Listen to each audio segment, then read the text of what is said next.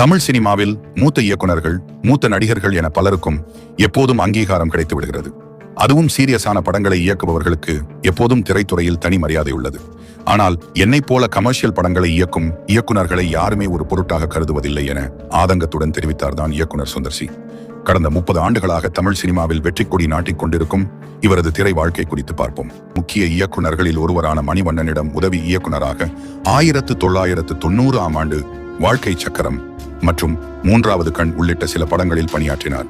Sundar C 1995ஆம் ஆண்டு முறை மாமன் படம் மூலமாக இயக்குனர் அவதாரம் எடுத்தார். சுந்தர் சியை முதலில் இந்த படத்தில் நடிக்க சரத்குமாரை அணுக அது சில காரணங்களால் நடக்காமல் போக உள்ளே வந்தார் ஜெயராம்.